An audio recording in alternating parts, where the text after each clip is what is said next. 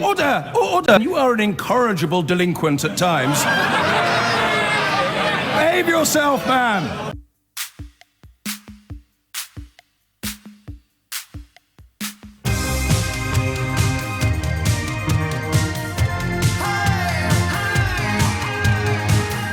Okay, I'm going to try to unpick the political landscape of the United Kingdom. If you find the idea of my monologue utterly dispiriting, then there's one thing you can do.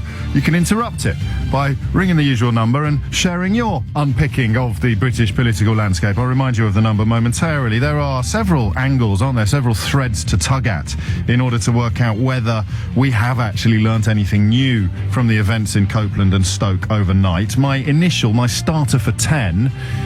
4 minutes after 10 is that I don't think we have actually learned anything. The Conservative result in Copeland, absolutely stone cold stunning, but it was not unexpected. When Theresa May turned up there last week, it was a fairly reliable indicator that the groundwork was delivering an incredibly optimistic message. And similarly in Stoke, even before the sort of Hillsborough embarrassment, I didn't quite see UKIP pulling it off because of May's politics, oddly, nothing to do with the Labour Party. The idea that you needed a candidate who would firm up Brexit, Stoke voting in epic numbers to leave the European Union, and even given the sort of well-documented regrets that many voters have, the numbers there, you don't lose a 70% vote. It still would be pretty hefty.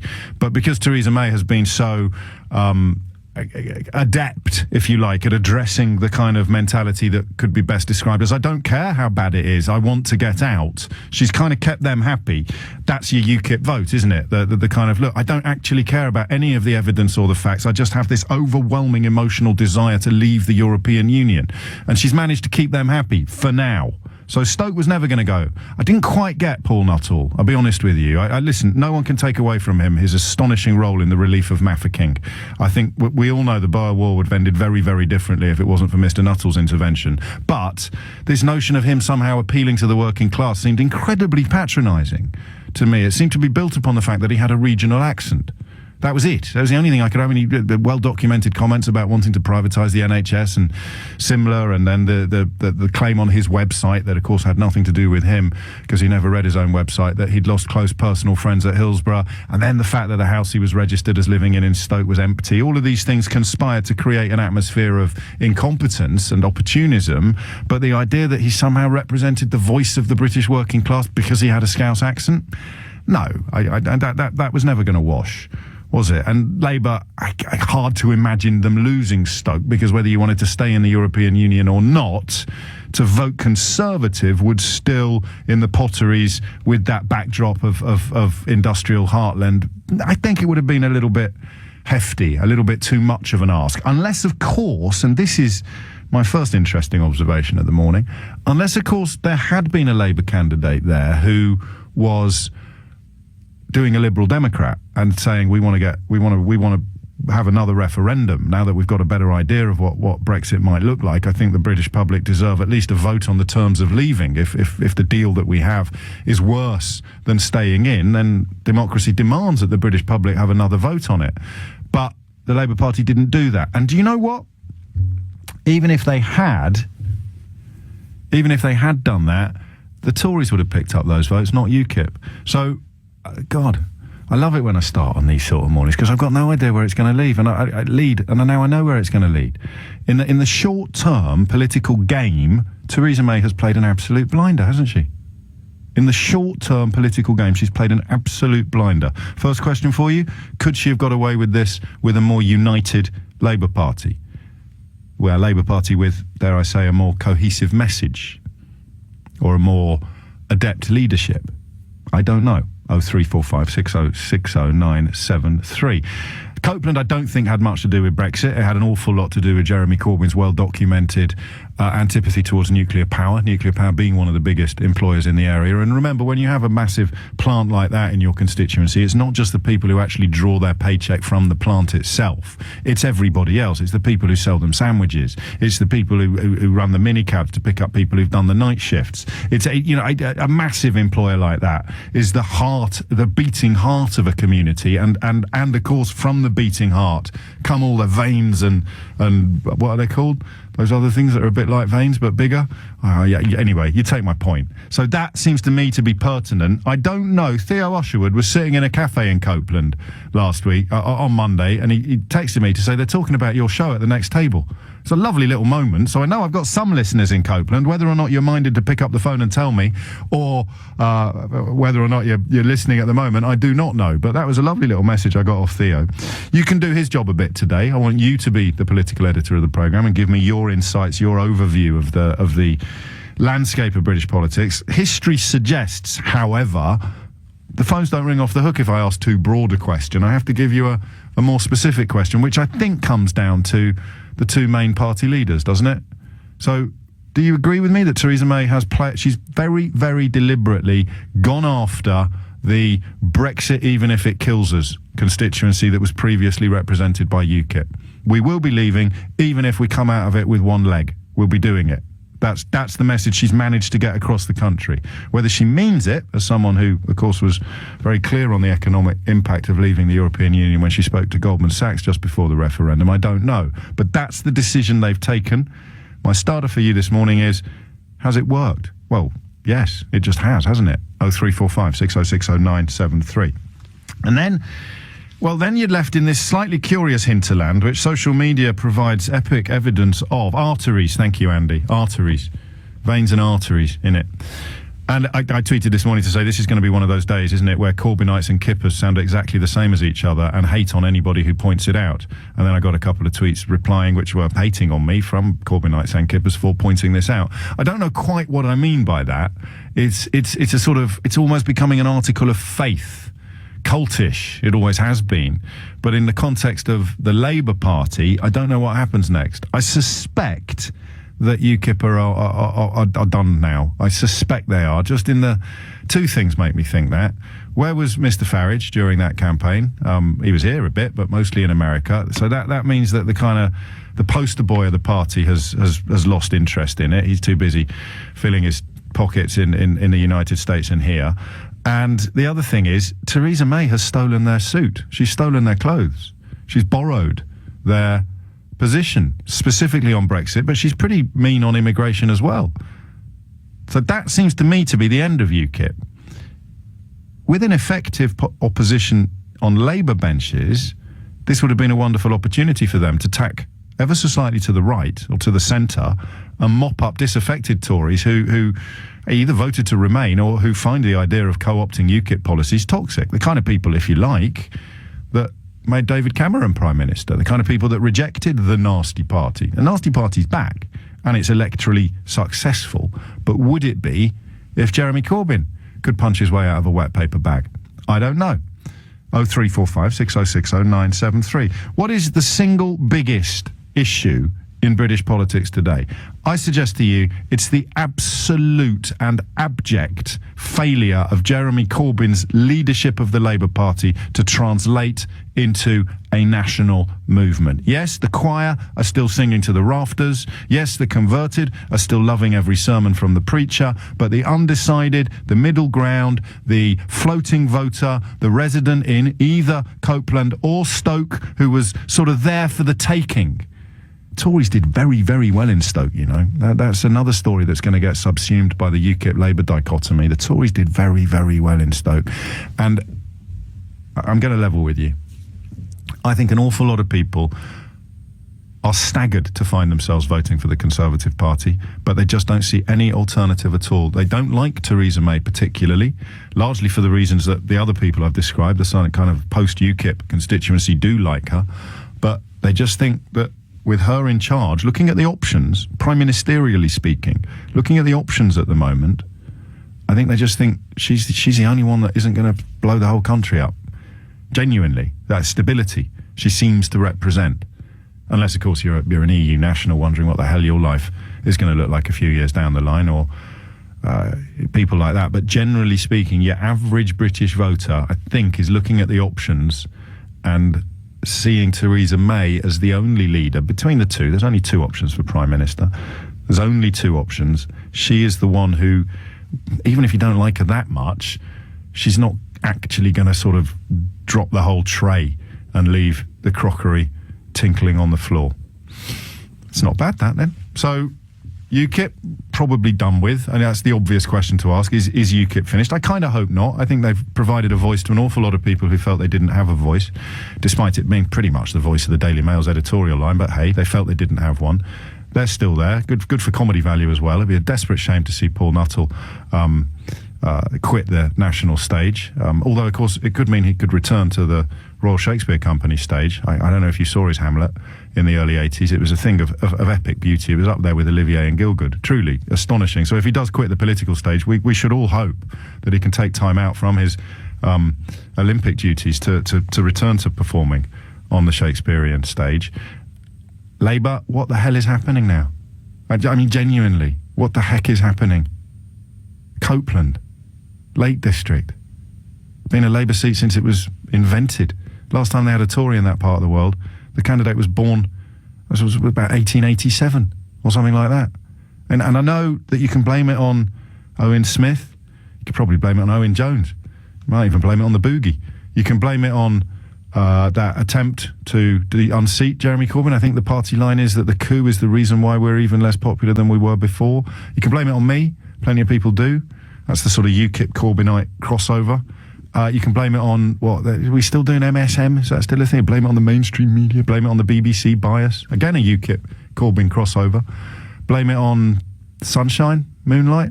What are you going to blame it on now? Because if you're not going to blame it on the leader, it's looking increasingly difficult, or it's becoming increasingly difficult to take you seriously.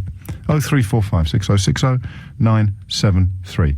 All of which loosely translates as, give me a ring and just say something clever about the state of British politics. I'm not entirely sure I've succeeded. Everyone's a producer.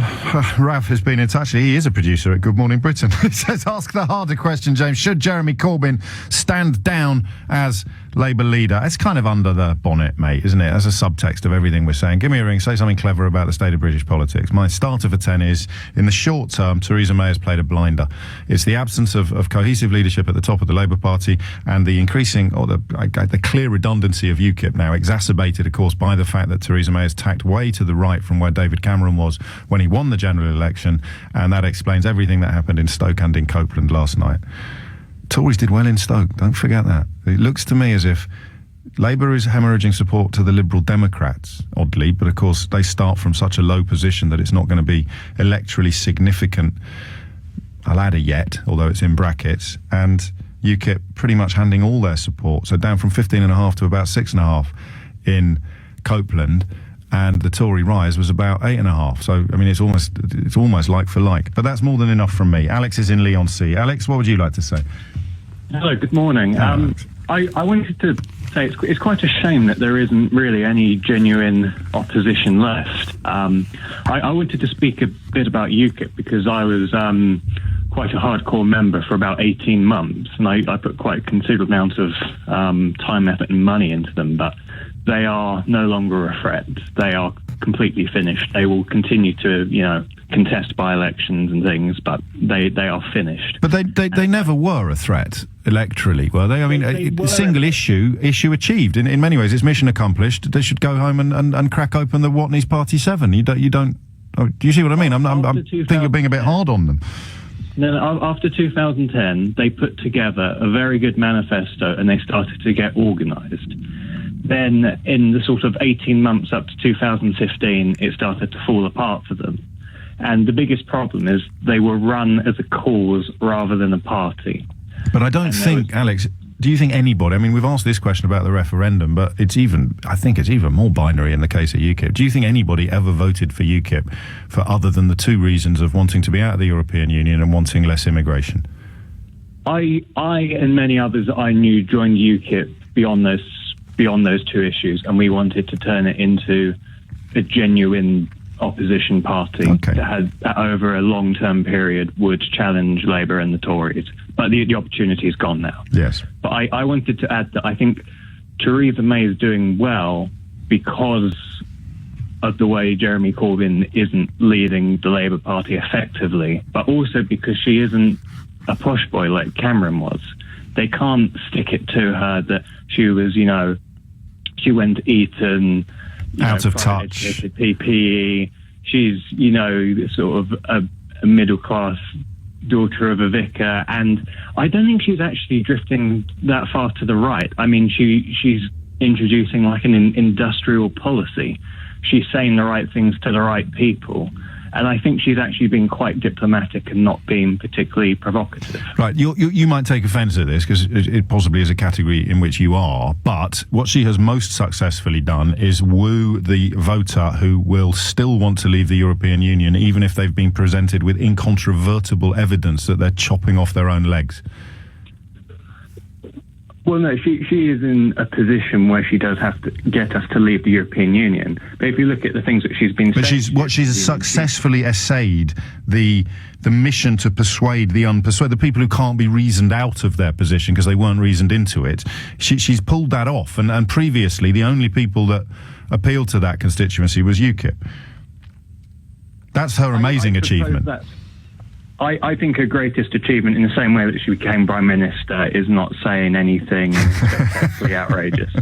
Where are you going to go next? Where are you going to hang your political hat, Alex? To be honest, I'm very much contemplating setting up my own party. That's the spirit. Steve is in Dartford in Kent. Steve, what would you like to say? Well, I'd like to say good luck to Alex first. The idea of forming your own party, when we've seen what the first past the post system does to it's a steep mountain. It's a very, very steep mountain, isn't it? I mean, the first past the post system, I actually think on balance it's about the right system. Least bad. Least bad. What it does is it forces politicians and voters to accept there's got to be compromise within large broad church parties prior to elections. And what the nation is presented with are a series of compromises, not all of which they'll like, rather than what you get with proportional representation, which is dozens of little parties, all of whom are composed of true believers. I hear you, and it's a valid observation for the state of British politics sort of over the course of the post-war period, but I'm particularly interested in the sort of post-midnight last night period, if you don't mind. What do you think is going on there? Of course. Well, your comment that Theresa May has played a blinder is absolutely spot on. She has done a great job. She's managed to move the political philosophy of the Conservative Party 180 degrees from where it was under David Cameron. Do you mean to the right? And don't forget, David Cameron won a general election.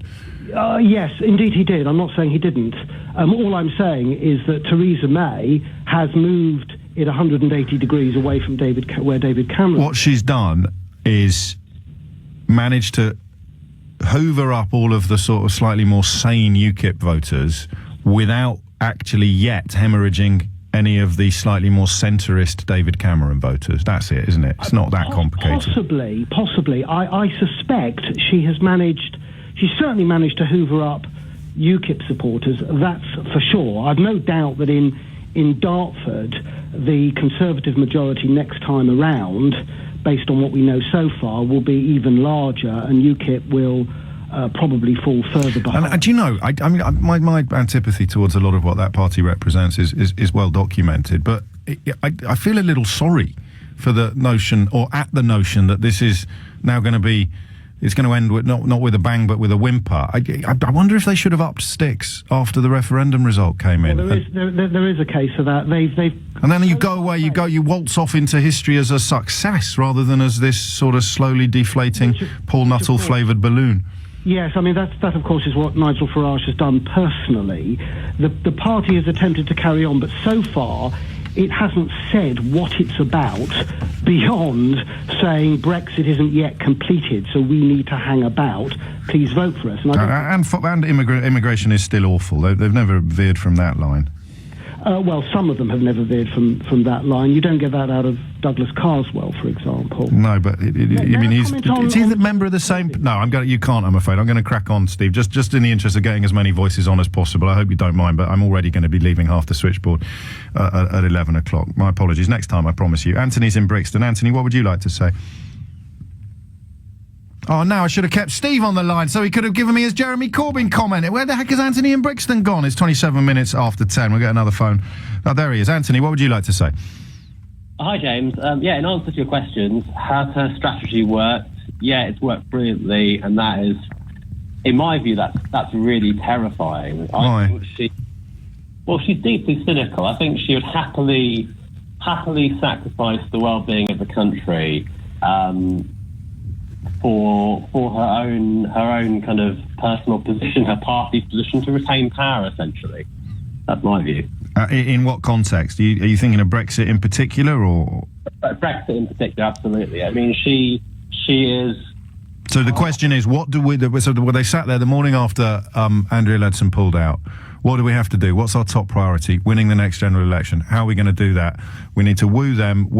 We've got a free pass from the Labour Party at the moment, so we don't need to worry about losing votes to them. So let's concentrate on getting the people who we haven't been right-wing enough for recently, and not losing the ones who voted for David Cameron. How are we going to do that? Well, let's go and do the hard Brexit line. Let's say, yeah, we're definitely going to leave, even if we walk out of that room. Even if we don't walk out of that room because we've chopped our own legs off. And she's pulled that off, and that's why you're terrified. I think so, yeah. I mean, if you look at her policies, control of immigration is being prioritised over the economy, which I think is the wrong way to run a country. And when you think about immigration... But the right way to win that constituency that will make the difference at the next election. Exactly. And surely leadership is about doing the best thing for the greatest number of people in the country and trying to make people's lives better rather than trying to cynically harm them. And yet, you know, a lot of the criticism, and we haven't really taken any yet, but a lot of the criticism of Jeremy Corbyn comes from his apparent reluctance to put the pursuit of power ahead of everything else, and that's exactly what Theresa May has done, and it has worked. So it's an interesting comparison. It's funny, James, because I voted for David Cameron. Big regret of mine now, actually, how things have kind of ended up. Sure. And I actually think, in many ways, I'm quite a natural Tory voter. Yes. But I mean, she's put me off for life. Never again. Brexit. Sorry? Sorry, I just made some strange noises there, didn't I? It was quite fun, though. Brexit being the thing that's put you off for life, first and last. I think. Or the prioritising of immigration, which is kind of... yeah, you're right. You've answered my question already. Could have avoided that strange splutter. Jeremy Corbyn is about to deliver a speech. Words that will strike excitement into precisely no hearts anywhere in the country. Not even in Jeremy Corbyn's own house. How big an issue is he to the Tory success in Copeland? I've got a full switchboard. We've got Dave. He's up there. We'll go to him next after Rob. So we've got one Copeland call. See, I told you. Slowly but surely, we're taking over the world. I will find out the Copeland perspective in just a moment. Before that, Rob in Hayes. Rob, what have we got? What do you want to say? Hi, James. I think what we look at here is a perfect scenario for a new political party to be set up in the UK. Centrist. Yes, because Theresa May is definitely going to the right. James Corbyn wants to go... Corbyn wants to go to the left, and he'll go away from the centre. And now you've got the perfect scenario. Now, politics at the moment is so polarised with Brexit. Do you want to hear what he's saying at this very moment, Rob?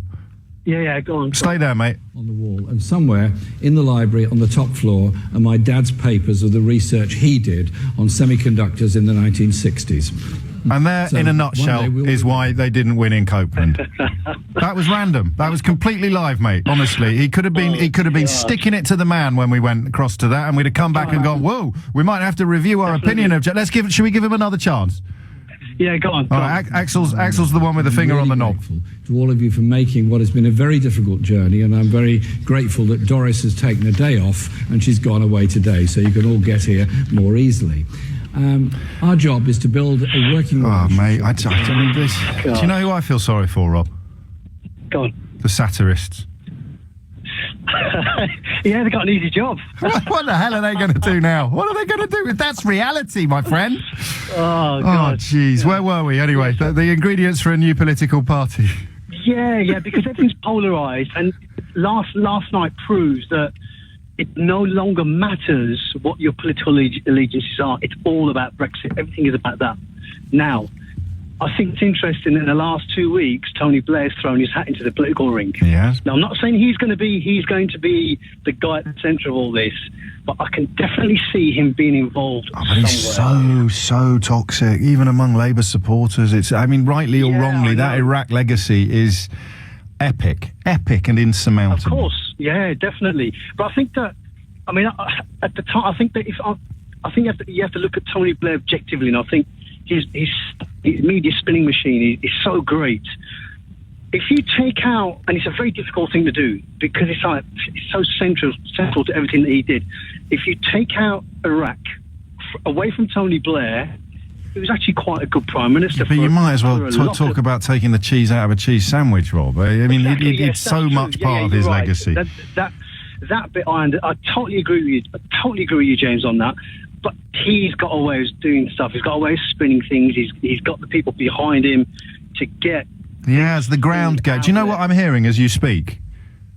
Go on. I'm hearing that line from the Blues Brothers. Let's get the band back together. That's it, isn't it? Blair on bass. Campbell on drums.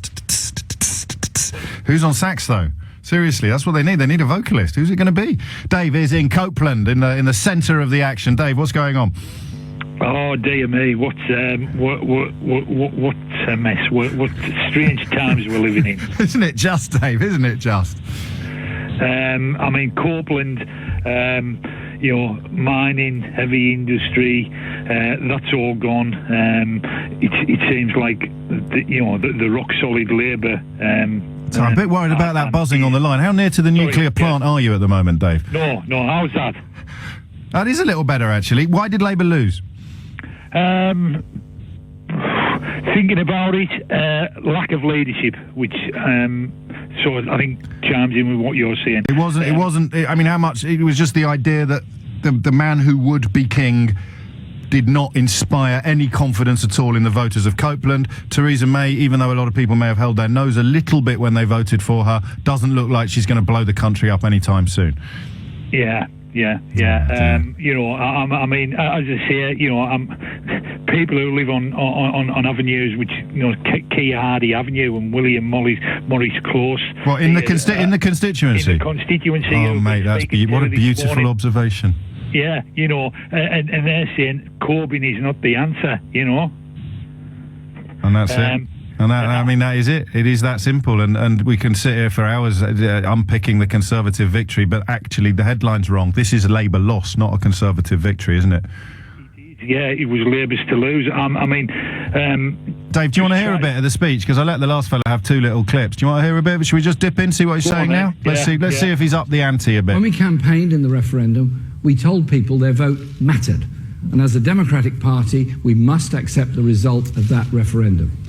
This does not mean we stop campaigning for the values we all share. It does not mean we stand by and accept the Conservatives' vision for the future of this country. It does not mean that we forfeit our say on Brexit, let alone accept the terms favoured. Any of that working on the ground in Copeland in the last couple of weeks, Dave? Any of that message reaching the residents of Keir Hardie Close? Obviously not. Obviously not. I mean, what's people bothered about? They're bothered about having a decent standard of living and just being able. And yet, in defence of the fella, in his heart of hearts, he cares a lot more about that than anybody else on the main political stage. It's this failure to translate it, to communicate it, that is so dispiriting. Dave, thank you, mate. I'm cracking on. Loads of people waiting to contribute, and I say this often, but everybody listening to this programme, with a couple of glorious exceptions in my profession, people who are just encyclopedic in their knowledge and understanding of issues. The rest of us who pick up a cheque every now and then for offering a political opinion on the telly or whatever it may be, not me anymore, of course, but the rest of us, we're no more qualified than everybody else. Keith's in Shoreditch. Keith, what would you like to say? Hello, James. Yeah, I've got quite a bit of admiration for the Tories because I think, as a team, they're such a solid little block, aren't they? That you never hear a single bit of criticism about any of their team players. Like, George Osborne borrowed more money than any other Prime Minister in history. Cameron. Do you ever hear a Tory... under Cameron. Do you ever hear anyone from the Tory ranks come out, break rank, and go, "What the hell is going on?" No, you do, but never when it matters. So there's some quite strange people in the Conservative Parliamentary Party, the ones who sort of talk out bills designed to stop children being sexually abused, or the ones that talk out domestic violence bills and things like that, and they will halfway through a term they'll be making noises about Cameron, but I'll tell you what they are: they prioritise winning elections in a way that the Labour Party only really did between 1997 and 2008. Yeah, it's like the Jeremy Hunt thing with the NHS. I mean, he's making a pig's ear of that. Allegedly. Well, you know, I mean, does anyone, you know, no one comes out and breaks rank and says, look, you know, this is appalling what's going on here with these people and everything else. They just don't do it. And yet with Jeremy Corbyn, it's like he's got these snipers in the back, and Mr. Mandelson the other day, for instance, saying every day he does something to try and remove him, you know. And, Jeremy Corbyn voted against the leadership over 400 times as a backbench MP. Yeah. So I mean, he both. You can't have a pop at Mandelson. Mandelson knows how to win elections, Keith. Whatever you say about him, he's an arch strategist. He'd be on keyboards, wouldn't he, if they got the band back together? Or would he be the Svengali behind the scenes, detailing the contracts and making sure they've got a bowl of purple starbursts in the dressing room? Keith, thank you. 10:42 is the time. A couple of phone lines free. I haven't heard a single female voice yet. It really hacks me off. It's sort of testosterone, and I know, hey, guy, guilty as charged, sort of elbowing your way to the front of the queue. It's like being at a dinner party, isn't it? All the blokes are braying about their political opinions. We've been very lucky. Every caller so far has been really, really strong.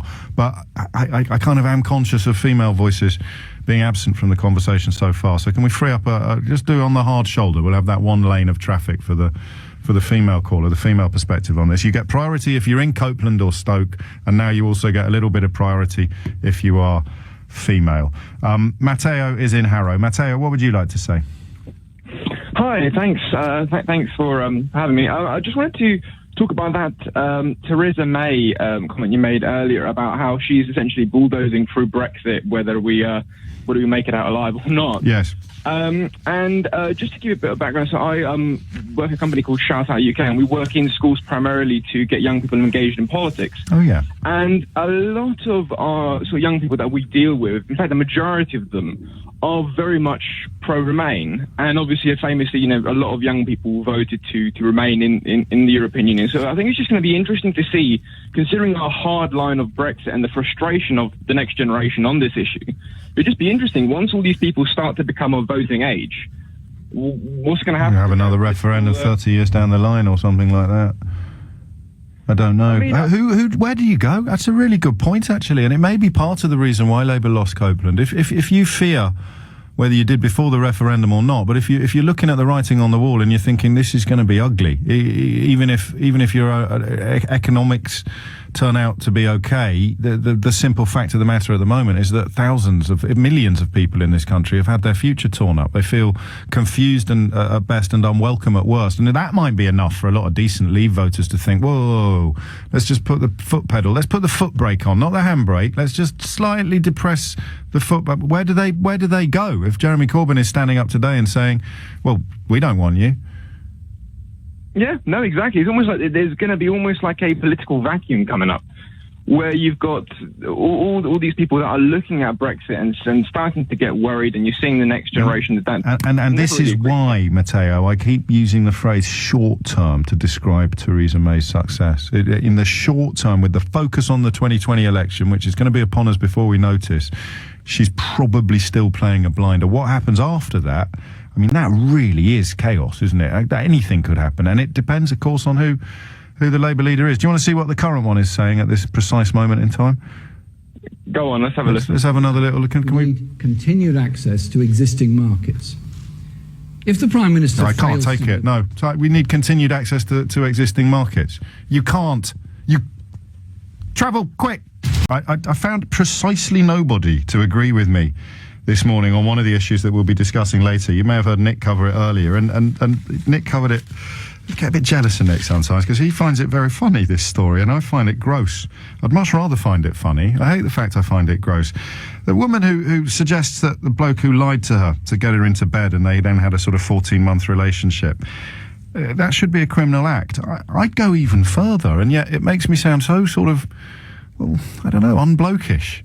I want to be blokish. Why can't I be blokish? I want to snigger about men telling lies in order to get women into... But I can't. I think it's absolutely gross behaviour. We'll expand on that later. Staying with politics for the time being, notably the failure of Labour to win Copeland. I think, and so far you agree, it has a lot more... It looks a lot more like Labour losing than it does Conservatives winning. Okay?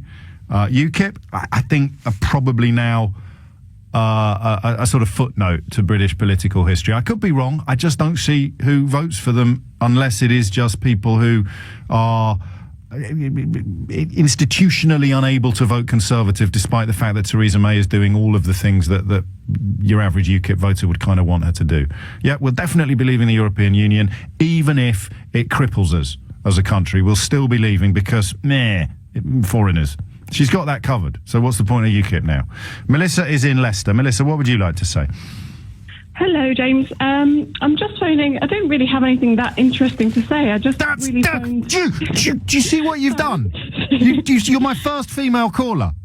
And you have got plenty to say that is every bit as interesting as all the men who've rung in, but they all think they're fascinating. Why?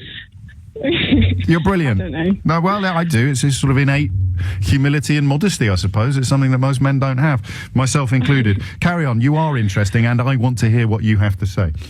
Thank you. So basically, I've just been spurred on to phone just because I just wanted to air my views and my general disappointment in the Labour Party. I mean, especially sort of leading up to the EU referendum. I'm a very sort of staunch Remain voter. Sure.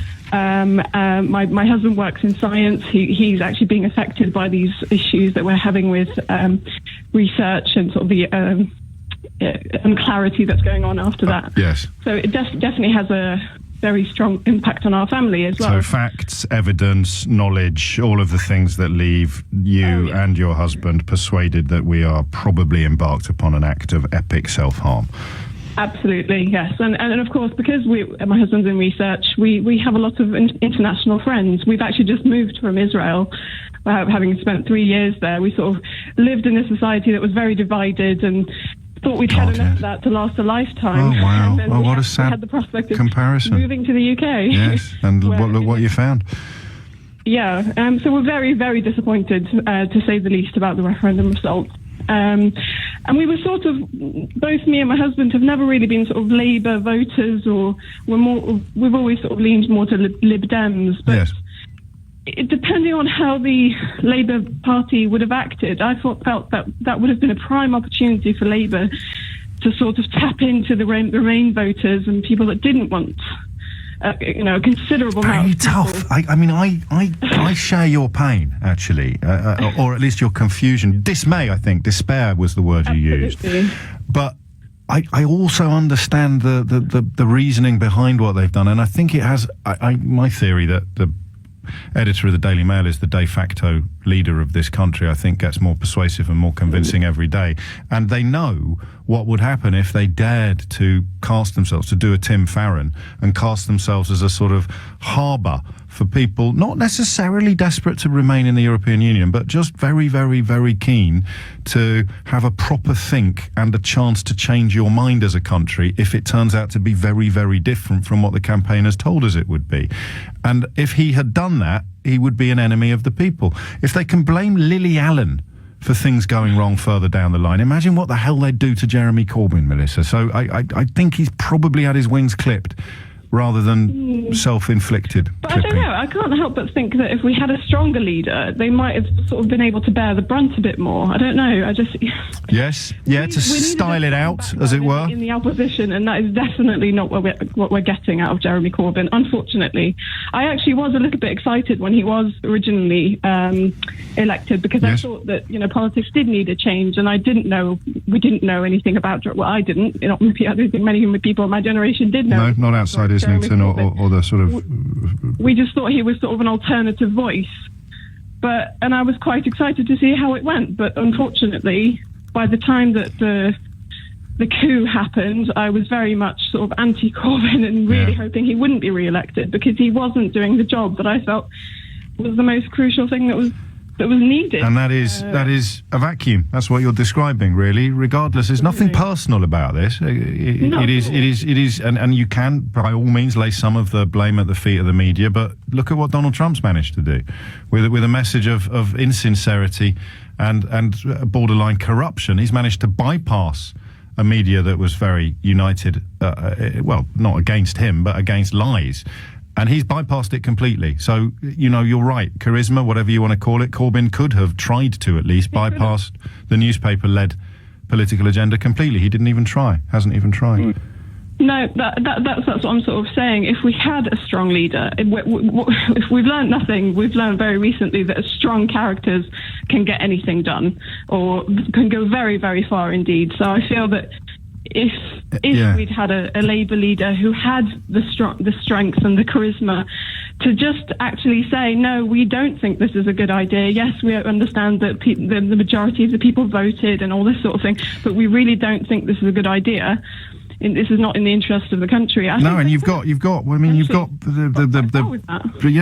there's 16 million people who voted to remain, and then is it that many again who didn't vote at all? I think you do have an interesting dichotomy, but not one that Jeremy Corbyn appears to recognise. Melissa, I hope you don't mind me ribbing you at the beginning when you came on and said you didn't have anything interesting to say. You have been by far not by far, that's not fair on everyone else, but you have been the most interesting caller this hour, and I think unwittingly you've explained why these sort of conversations tend to get dominated by men, because it never crosses our mind that we're not the most interesting person in the room. You were. Thank you very much. No, thank you very much. And then let that be a lesson to us all, especially men. Morva is in Bury St Edmunds. Morva, what would you like to say? Oh, hi there, James. Well, I don't think I'm going to come up with anything more profound. Why are you doing that? but I do have something to say. I've got a good Scots tongue in my head. So go on then. The first thing is, that little snippet that you played of Jeremy Corbyn when he was talking about the 60s, and that's what prompted me to ring you. Yes. That's where he is. It's like he's facilitating, almost in the traditional sense of the word Soviet, or collectivism, where we all sit round the table and we try and sort of meet an agreement or whatever it is, and then we try that, and if that doesn't work, we'll try something else. That's not actually what the country needs at the moment. It needs very strong, firm, decisive opposition. So challenging Melissa for best caller of the hour, having begun with an apology for not being interesting. There's a PhD thesis to be written here. What does the country need then if it doesn't need that? It needs a proper opposition, so that when things are debated as they were over Article 50, abstention is not one of the paths you take. No. You're either going to have an opinion or you're not. You're either for it or against it. And this thing, we just won't say anything, we'll just abstain, is ludicrous. Well, maybe I've got that wrong, because I have quite a few people pointing out that Labour really should now be going after the disaffected the abandoned Remain voters. And my theory that Jeremy Corbyn's not doing that because he's frightened of the press doesn't really work, does it? Because he doesn't appear to have done anything in the last couple of years that's designed to woo the press. So you're left with the only other conclusion, perhaps, Morva, which is that he doesn't want to remain. Well, exactly. Jeremy Corbyn isn't that keen on the EU anyway, and he didn't run a very, very strong campaign about it. But that isn't really the issue. We are where we are. He needs to be acting as a leader should act. He needs to be a leader. And he needs to be a leader. And do you know what? Not only have you kind of reminded me of the true meaning of the word Soviet, but you've also provided me with an analysis of the current political situation that I am almost certain in the coming weeks to completely steal from you, Morva, and pass off as entirely my own work. We may continue with this. I'll let you decide. There is other stuff to talk about, but hey, by-election.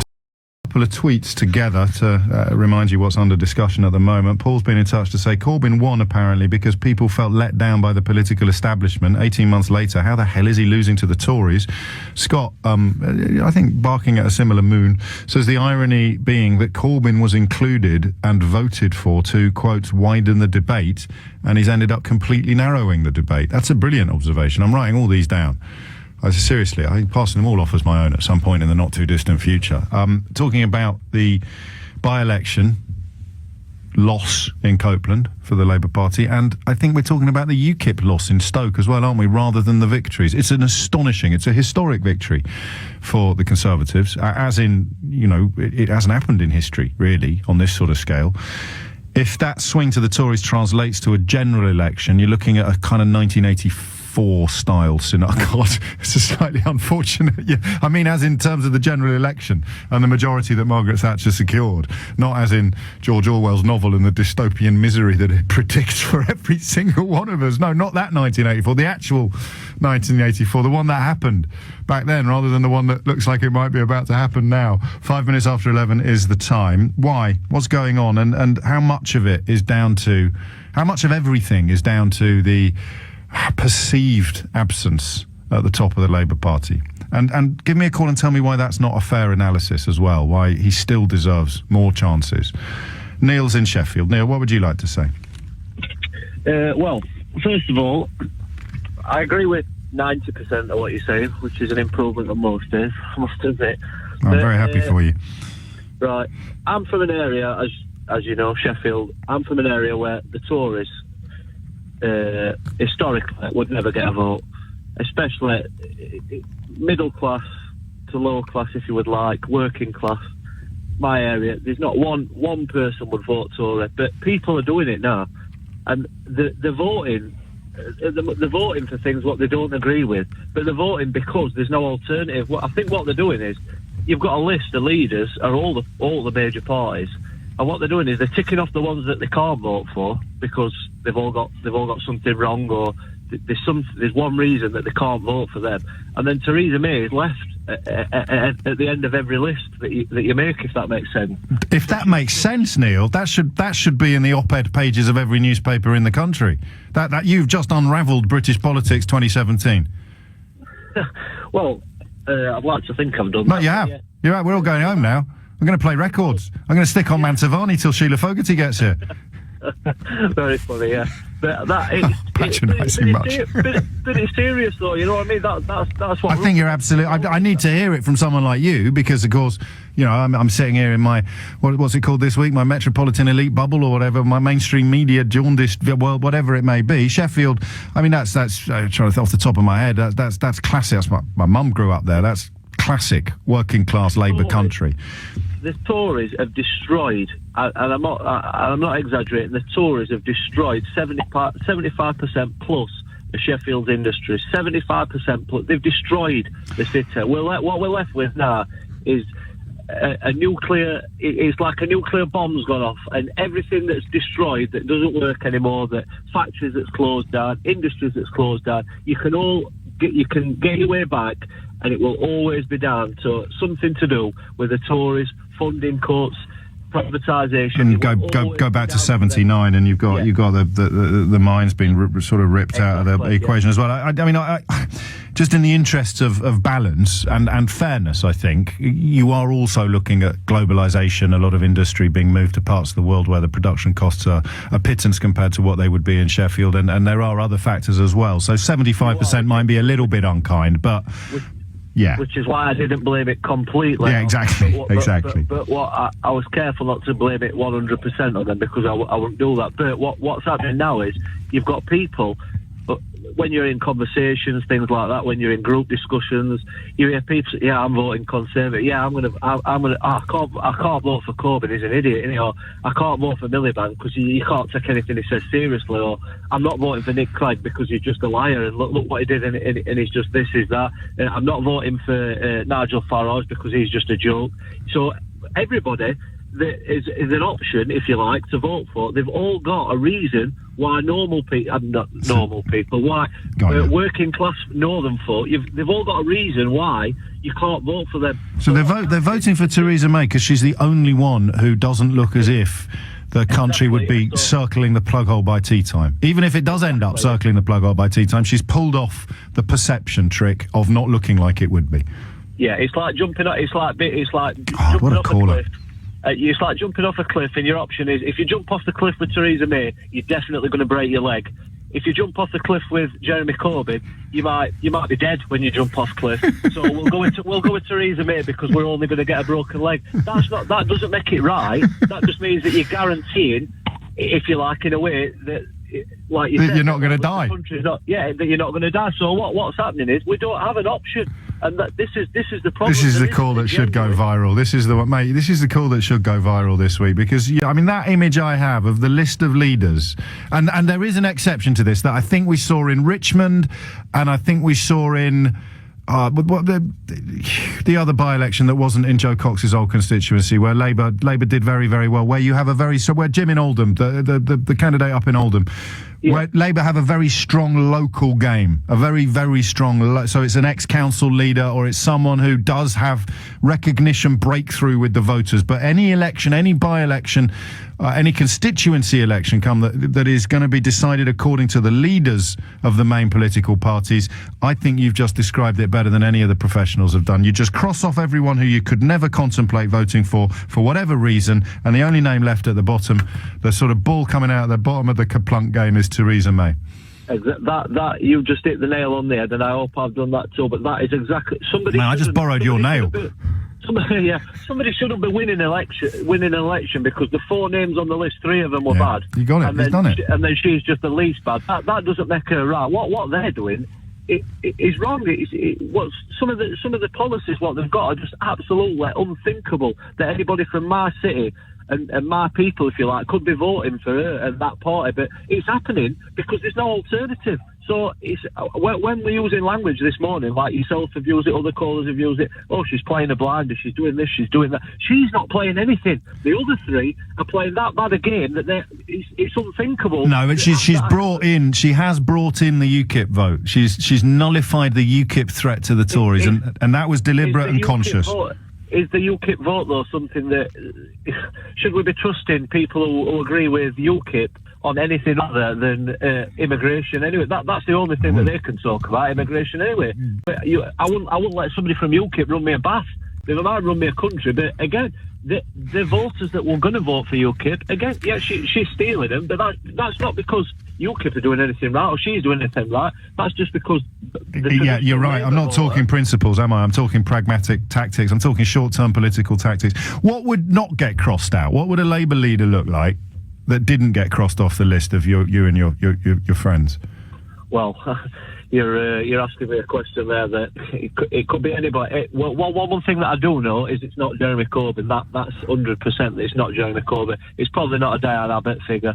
It's definitely not an Ed Miliband figure. But that's not to say. What was wrong with Ed Miliband? I think history judges Ed Miliband quite unfairly. But I also see that he didn't sort of cut through in your part of the world in any way whatsoever. I don't think Ed Miliband. I think the problem with it is policy. Again, you said it to a caller earlier, and you were putting down Jeremy Corbyn, or you were being put down again. But he is, like, if you listen to what he's actually saying, he is the person that probably cares about people up north. And, but in an academic sense rather than in a real sense, I think, or not real. You know what I mean? Yeah. He's the one that does care about people like me and people in my city and people in my... He's the one that does care the most, but he's not got a prayer of winning it because of who he is. So you need to find us. Well, I don't know how we're going to fight, but we need to find like a middle ground. You know. So everyone's telling me this. Everyone is telling me this, including some sort of formerly quite highly placed Labour Party people that I bumped into the other night. They all describe themselves as politically homeless. Yeah, so are your voters. So are the voters you're describing. The North is politically homeless, James. The North is politically... When you listen to Question Time, Prime Minister's questions, things like that, when you listen to that, and Jeremy Corbyn comes on and he asks his questions from his letters, what he's had, and then you hear everybody, like, you listen to... You watch Sky News, you listen to... and they're putting him down and they're saying, he failed to land a blow on Theresa May. The things what he said, the issues that he's bringing up, they're real issues. Do you know what I mean? They're real issues. What matters to people like us and people. The letters that he's receiving, they're from real people. He's trying to deal with real issues, but unfortunately, he's just never going to win a vote. So Theresa May at the moment is winning, and that party is riding out for one reason and one reason only, and that's because the opposition isn't good enough to strike a blow on their party. But that doesn't mean that they're right and what they're doing is good for the country. And people need to stop. People need to stop and think when there's, I'm going to vote Tory, I'm going to vote this, that. You need to stop and think and look at what it is that they're trying to achieve. Don't look at what Jeremy Corbyn's doing wrong. Don't look at what Labour's doing wrong. You know what I mean? I know exactly, mate. I'm going to have to go to the travel news before everyone starts calling for you to replace me as the presenter of this programme. Before I do that, who's your favourite politician ever? Oh, that's a long one. Come on. I'm not going to say Dennis Skinner because I'll be laughed off at show. No, you won't. Not this show. I'm not too sure. I couldn't answer. I'll have a think. I'll call you back. How's that one? I look forward to it. And then I can try and sort of gather up some Sheffield-based brownie points by telling you about my granddad's job at the Metropolitan Vickers Steelworks. 11:15, Metropolitan Bubble, moi. That was some call, wasn't it, from Sheffield, describing something I think is probably true, although you are obviously not just welcome but actively encouraged to challenge the analysis. The Labour loss in Copeland, more to do with that being a Labour loss than a Conservative victory. I just found that image of you sit there with the list of the party leaders, you cross off the ones that you can't vote for various reasons, and the only one you're left with is Theresa May, even though, as a caller suggested, his name wasn't Paul. I keep wanting to call him Paul. What was his name? He'll come to me in a minute. And I think it was Neil this time. I think I had Paul in Sheffield yesterday. It was Neil in Sheffield today. So Neil's analysis, I think, is absolutely stone cold brilliant. And quite whether or not there is some method behind this achievement, whether it is an achievement of Theresa May to have cast herself in this role, or whether it is just dumb luck, that I don't know. A couple of phone lines open, 0345 606 0973. We've barely discussed UKIP. I think the big story in Stoke is them losing again rather than Labour winning. The big story in Copeland is Labour losing again rather than Conservatives winning. I don't quite know where they go next, and largely because Theresa May appears to have sort of bent over backwards to accommodate their Little Englander worldview successfully. 20 minutes after 11 is the time. Couple of phone lines free. We'll crack on. John's in Northampton. John, what would you like to say? Good morning, James. Hello, John. I mean, I've been a UKIP supporter for about 10 years, but I think you're right in what you say. I think UKIP have been there and done it. They've served their purpose. They got us a referendum. I do believe that UKIP won the general election for the Conservatives because based on the amount of members I know who voted Conservative to make sure that we got that referendum and keep the Labour and the SNP out or that possible alliance, then I think, I've got to hands up for the UKIP. So you should. I mean, politicians never do this because they obviously they're in love with the attention and some of them are in love with the money as well. But they could have just said the day after the referendum result, job done, we're shutting up shop. Well, I think if UKIP were the opposition party, we'd be looking at Paul Nuttall the same way as many are looking at Jeremy Corbyn. But with Labour's history of being in they've been government many times, they will come back. There's no two ways about it. Well, that's interesting you say that. And I think they will come back and they will still be the opposition. And I think that's going. I will at the next general election. I will definitely vote Conservative. I would go back to voting Conservative, but I've been with UKIP, so we got that referendum, and I think I look forward to the day, James, that I can vote for a government based on their manifesto and their policies without having to get ratified by faceless people I cannot vote for in Brussels. Yeah, that's a plus. No, let's not have that argument today, because every vote you've ever cast has been like that. There's never anything that gets ratified by faceless bureaucrats in Brussels, but that ship has sailed. In fact, it's sunk. It's 22 minutes after 11. Joe's in York. Joe, what would you like to say? Yeah, just I feel as a female voter, I mean, I've been a lifelong Labour voter, and I was a member of the Labour Party for about 15 years, and I did actually vote for Yvette Cooper to be the Labour Party, just because I thought Jeremy was idealistic but not particularly votable. Electable. Electable. Probably. The issue that I then found within the second round of nominations when he was challenged was just the nastiness that was directed towards Angela Eagle in terms of what she wanted to do for the party. I thought it was just reprehensible, and I just felt a little bit. And I actually cancelled my membership, sent a letter to the Labour Party saying why. I didn't even get a response. I just found this was Labour Party members on the sort of Corbyn side of things who were deeply factional and in your words or in your under your analysis, you're horrible to Angela Eagle and her supporters. Niceness and kindness anymore in politics. And yet they claim to be the Jeremy Corbyn fans, and his image is of being, you know, Mr. Nice, not like Howard Marks, obviously, Mr. Cuddly, Mr. Friendly. He would make a very good spin doctor behind a figurehead that could be voted in. He might make a good policy advisor. He's going to be the worst spin. There'd be an even worse spin doctor than the ones he's got. Potentially. Yeah. Because he's got some very good ideas. How are you going to vote then in the next election? Oh, you'll just vote Labour? Well, I've ended up joining the Women's Equality Party. Have you really? Just because I have. Basically because I do feel, I mean, I don't know if anybody's seen the Sandy Toksvig TED talk that she did. It's just inspirational. It's just fantastic. And she's got a really good point that the way that they are processing their party and their membership is it can be transferable across the world. Yeah, and you're right, and I have seen it, and I know Sandy. She used to work here, you know, many moons ago. She's came fabulous. She came on after me.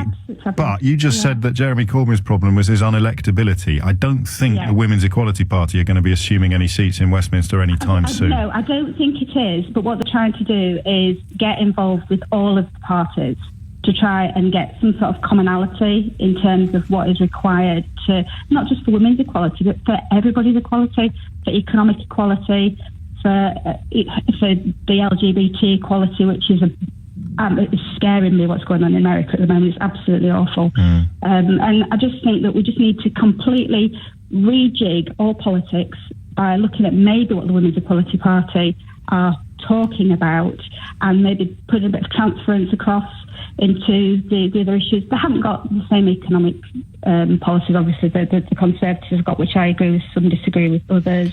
Did you recognise Neil's description of I mean, all you have in common really is geography, so I'm not suggesting that because you're in York and he's in Sheffield you sing from similar hymn sheets. I'm not that much of a southern pansy. But this idea of you make the list, because it sounds a little bit like what you've done, except you've made a new list with the Women's Equality Party on it. You look, the reason why the Tories have won in Copeland is because people made a list of leaders, crossed off the ones they couldn't vote for, and the only name left was Theresa May. Yeah, I've got an open sky bet for Dan Jarvis to be the next leader of the Labour Party in the next general election, so I'm all for him at the moment. See if he fancies it is the big question, isn't he? MP up in Barnsley, well, of course. He's got a military service on his CV. Didn't throw his hat into the ring last time because he would be fantastic. Hillary Benn would be brilliant. Oh yeah, I think he would. I don't know enough about him. I think so. But there's just so many out there that are just purely career politicians and they don't really care about us. I think that's the problem. So, yeah, I hear it a lot. I don't share that notion of being a career politician somehow excluding you from caring, but I think you're possibly right to suggest that if you've done nothing else but politics, then you may struggle to understand some other people's worldviews. I just worry slightly with these sort of catch-all terms that we end up throwing babies out with bathwater. But I mean, crikey, can't argue with the decision or the desire to see some of what the Women's Equality Party represents spreading through other parties. And apropos how important that is, I can tell you that Philip Davis, the MP, who's coming to our attention increasingly, didn't he also speak out a bill that was designed to make it a law that homes be fit for human habitation? He's at it again, an hour and a half, according to one SNP member of Parliament. So far, Philip Davis has been talking for 1.5 hours, trying to talk out Ailid Whiteford's bill to protect women from violence. Beeping on my radar a lot, this man, at the moment. He was also, I think, responsible for talking out the legislation designed to broaden health and sexual education in schools. And you'll remember what we've arrived at together on that issue. We can only, between us, think of one really strong reason why anybody would want a child who's being abused at home and being told it's normal not to be told at school, given at school the information and the knowledge that would allow them to work out that what was happening at home wasn't normal. We haven't, I mean, there must be other reasons, but that's the same guy. Interesting. Joe, take care. Peter is in Archway. Peter, what's going on? Hello, James. Yeah, it's funny. I'm reading the results in a completely different way. Of course you are, mate. You're in Archway. Yeah, of course. That's right. But, no, I mean, to me, I was listening to the result last night. Yeah. And to me, it showed that the Labour Party's working class vote is holding up in the north, because up until the election, we were all being sort of told, the big threat to the Labour Party is UKIP and so on and so forth. We completely mullered UKIP up in... Right, you might have been told that. Not everyone ever bought the idea. And as soon as Theresa May went all in on a hard Brexit, that threat disappeared. Right, well, that's true to a point. But the other point being, James, to shore up my argument, is that Copeland is a specific issue. This is why I teased you about ringing from Archway. I've taken caller after caller after caller from Northern Labour voters, and they've all described a scenario in which Jeremy Corbyn's unelectability has transferred support to Theresa May. You ring from Islington and tell me that's not true. That's the whole problem of the Labour Party in a nutshell. Well, near enough. James, I'm not actually ringing from Islington, and I've lived on council estates all my life. I know. I'm not. That's not a class-based observation. It's a geographical observation. Well, no, I'm working class, and this is. But you're not northern. It doesn't make any difference. I'm working class. Okay, but so are all the other callers that have rung in to describe Jeremy. Great. No, I'm not having a go at them. I actually understand that they've got an issue, but I just happen to. I actually left the Labour Party recently, not because of Jeremy Corbyn, because I couldn't afford to maintain the subs.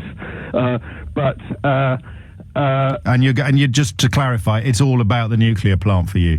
Well, to me, I think that's the big story, because it's easy for Theresa May, who I despise, to go waltzing into a constituency where they've got a specific issue, where, Jeremy Corbyn, I believe, is not particularly fond of the nuclear industry. I'm quite sure he isn't. And so that's bound to lose in votes in an area that depends totally on the nuclear industry. Whereas in Stoke, where it was a real issue for the working classes, it didn't sell out to the racist vitriol of the. Yeah, but look at the swings, mate. So Labour shares down in Stoke, Tory shares up. So I mean, I appreciate you wanting to see things slightly differently. The evidence doesn't support you as much as I wish it did. That's my polite way of saying goodbye, because it's 11:30. Some breaking news just in. I'm hearing that Paul Nuttall has thrown his hat into the ring for the Leicester City job. A couple of people referring me to Winklebury, which is a first. I've never been referred to Winklebury before. And there was a council by-election there yesterday, or the day before, this week certainly, and a lot of people suggesting that the analysis of the broader political landscape that we have seen today is utterly defied and confounded. Comment on this then, James, you write to me. Not in your droves, but hey, you've written to me. So I've looked it up, you're right, yeah. Labour got a 31.1% swing in the Winklebury by-election. That's what I've looked up. I can only find that. I'm going to predict that they got fewer than 1,000 votes when winning that election. And that's why it's meaningless. Because if you can mobilise 200 or 300 people as a good local candidate, you can win that sort of thing. So I would say to you, there was fewer than 1,000 votes, and... well, that's it, and that's why you know it bears very, very, very little, or has very, very little bearing on any broader pictures. 11:35 is the time. 0345 6060 973 is the number you need. If I just sort of rejig it to take us up to 12, what we've coalesced around is a broad consensus that Jeremy Corbyn is the main reason why Labour lost in Copeland. And UKIP's redundancy, born partly of Theresa May's successful attempt to hoover up the kind of saner wing of the UKIP support, which has been very well represented on the programme today. That's why UKIP lost in Stoke. The Tories close third in Stoke, which, isn't getting the attention it would get ordinarily, because that's a swing to the Tories. Incredible. So challenge those two, or indeed join the consensus. Those are the two lessons we've learned. It's been confirmed that Corbyn just can't, and UKIP just aren't. Theo Usherwood is LBC's political editor. He's been schlepping up and down the country all week. He's pitched up in Stoke, obviously, for yesterday's ballot, and he joins me on the line now. Theo, what's going on? I am outside at Paul Nuttall's UKIP office in Hanley, and there is a large red X daubed on the frontage of it. This was a former bakery. Inside, they're packing up their leaflets, they're packing up their banners, and they're going home. I've been speaking to a few local voters here, and they're rather pleased to see the back of Mr. Nuttall. I just think, Stoke-on-Trent people are working class. There's no nonsense, in a sense. We shadow a lot of people like in the north, where you'll get what you get, friendly response and a cup of tea. And I think the thought of parachuting somebody in, I hate to use that word, who's never lived here, I just think it underpins all democracy. Most shires throughout the country now are falling apart. Look at the streets here closed. Councils won't sort of ease up the business rates. And there's no help. Those people that's supposed to be helping the people are only interested in what they can get, wages. Well, certainly it was an embarrassment and, from my point of view, a shock. We don't actually know many people who did vote to leave, and we know quite a lot of people in Stoke. Yeah. But the turnout this time was so poor that I don't think that represents anything much. Now, the police have just been to visit UKIP party staff here. No sign of Mr. Nuttall this morning. He left the count in a rather rushed haste yesterday, looking for his car. And of course, big questions now for where the party goes, because Stoke-on-Trent, okay, it may have been number 72 on UKIP's target list, but UKIP are being clear. They're after Labour seats. They're after chasing down constituencies in Labour's heartland. They're not interested in blue kip, so to speak, and clearly they were tested here and against Labour, and they lost. You watch these things more closely than I do. What, apart from his Liverpudlian accent, what were Paul Nuttall's so-called working class credentials? Well, yes, good question.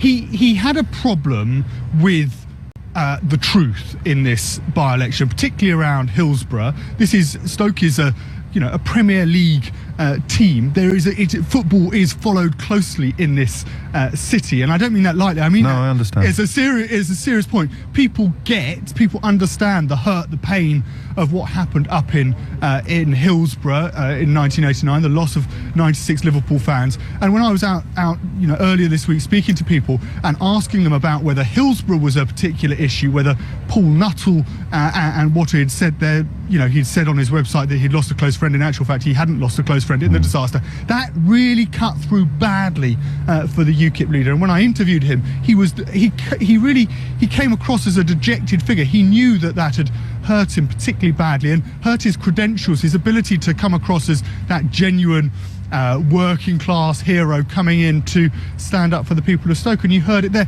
The other thing I think that really cut through is that for UKIP why vote for UKIP?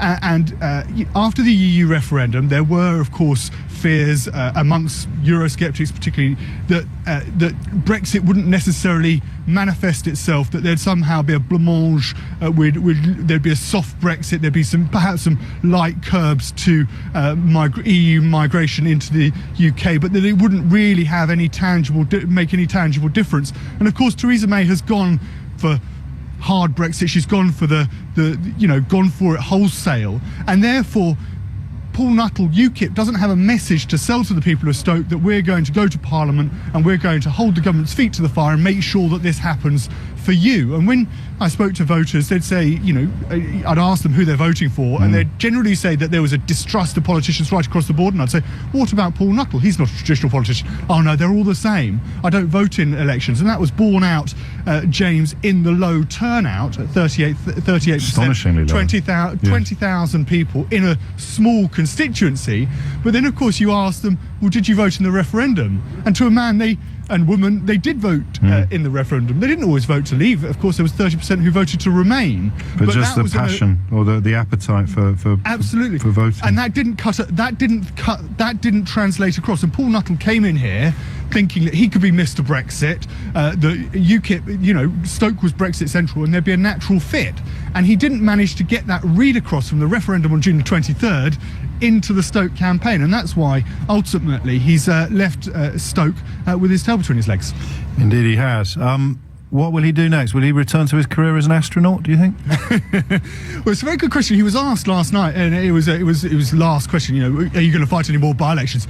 And he distinctly said that he's looking forward to perhaps fighting a seat at the 2020 general election. And of course it will make it, this was a bruising defeat for him, and it's going to make him very difficult, and I expect it's very unlikely that he will try and pick out a seat between now and 2020. He's got a way to go, hasn't he, before he's lost as many by-elections as his predecessor?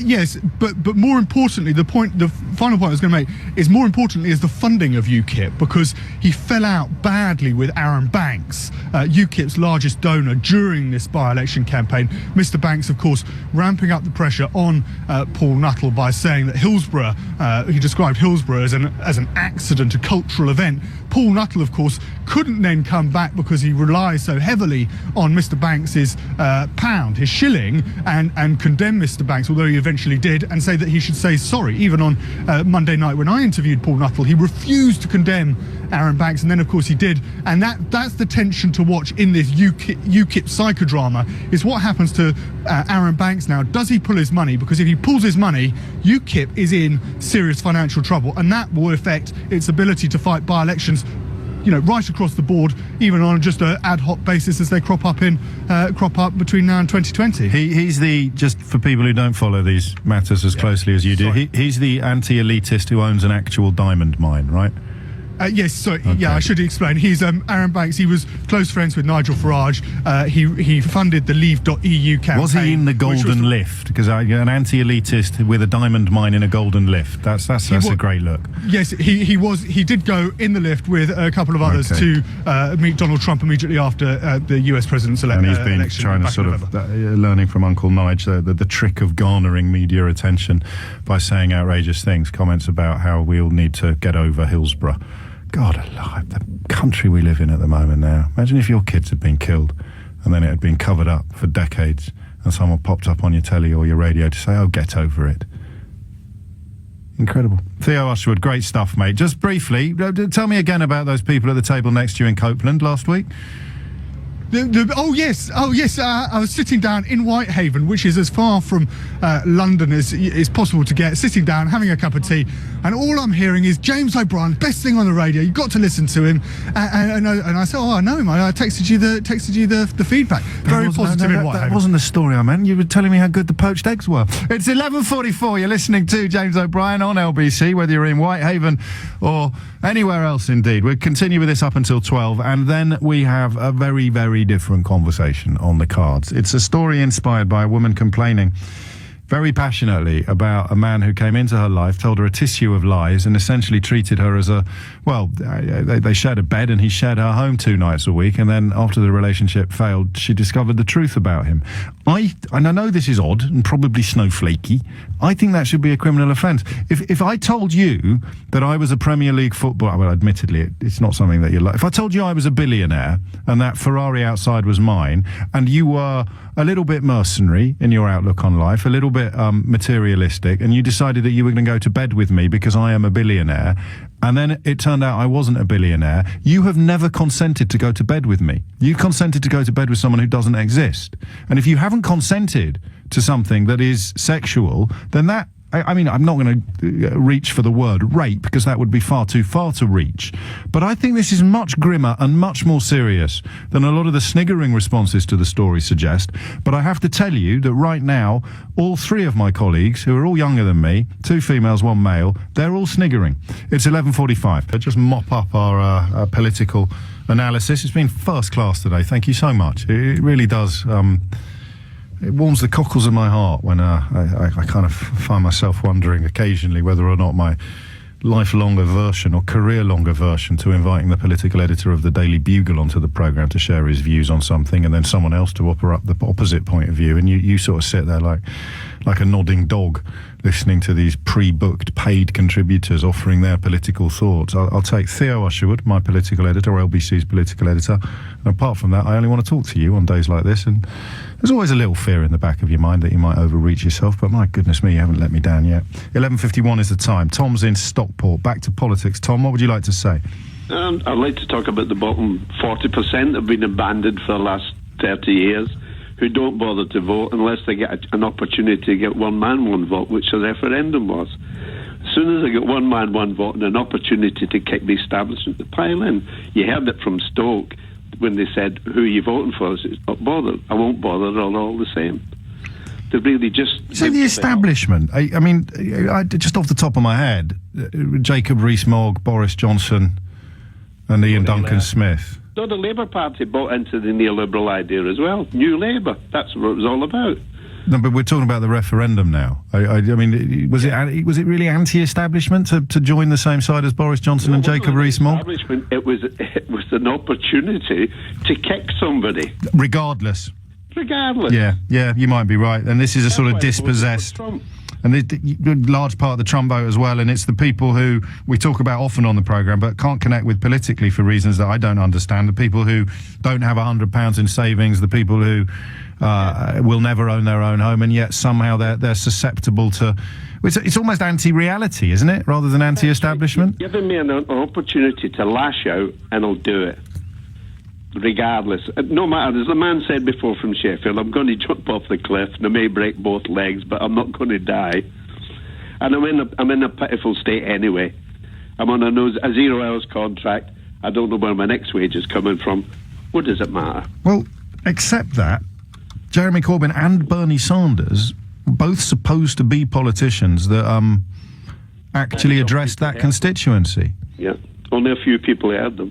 Not enough people heard them. Not enough people heard them, and not enough people believed them. Not enough people believed them will be part of the problem as well, Tom. That probably is, again, it enforces the analysis of Theresa May as having hoovered up the kind of sane wing of UKIP support, and it completely ignored the people that Tom describes. The mystery then becomes why Jeremy Corbyn has failed so abjectly to woo them. And he's just been asked, I think it's his last day at ITV, Chris Shipp. He's a great journalist, so we wish him well, whatever he's doing next. He's just asked Jeremy Corbyn, have you at any point this morning looked in the mirror and thought, could the problem be me?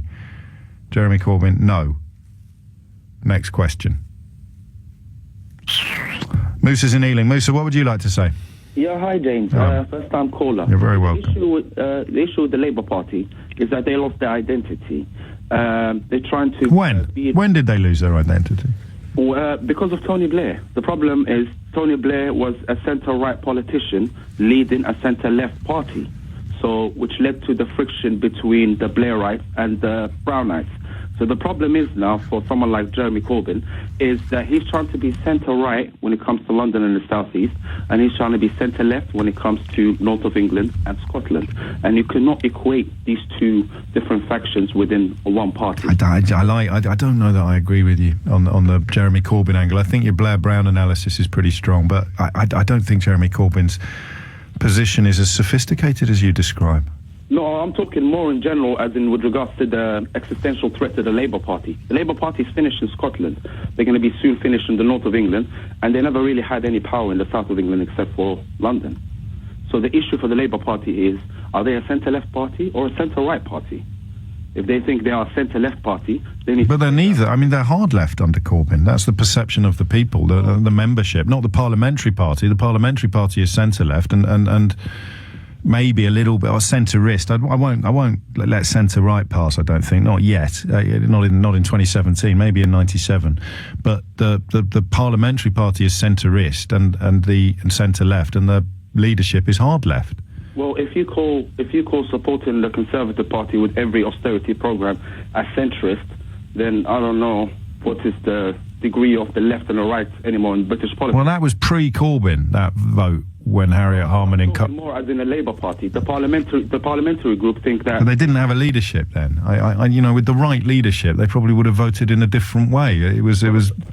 But they don't have the support of the grassroots... I can't... No, I'm trying to find a hole in what you're saying, and I mean, if I found one, it's not very big, is it? So what happens next? New party? This is what I keep hearing from... No, it's not a new party. What happens next is for the Labour Party to say, OK, we're going to concentrate on London, north of England, and Scotland. And let's win the election. And once we win the election, then we will get the rest of the public to agree with our politics. And who's going to do that? Who can unite the party on that mission? Well... you're right. The other problem you have is the problem of leadership. You're right. You're absolutely right.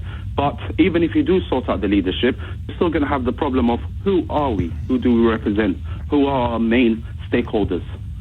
That's what the problem is for the Labour Party. It's a much bigger problem than Jeremy Corbyn. And then we're back to Tom, the last caller, talking about the sort of dispossessed 30 to 40% who don't really feel that anybody speaks for them and are historically very susceptible to false, simple solutions offered up in response to real complicated problems. And that's where, of course, the Donald Trump shadow casts itself. Musa, I look forward to your second call, mate. Very strong play. Tom's in Hayes. Tom, what would you like to say? Yeah, good morning, James. Hello, mate. The thing is, this is a plea to Jeremy. It really is. I'm a lifelong socialist, but the thing is, what you've got to consider is that if two people are dying in prisons every day, I mean, there's 5 riots over the last 18 months, the NHS is in crisis, 1,800 patients on trolleys, in corridors, social care in meltdown, you've got business rates possibly going to push small businesses into bankruptcy, you've got the railways in crisis, I mean, there's strikes. Have you got a list there, Tom?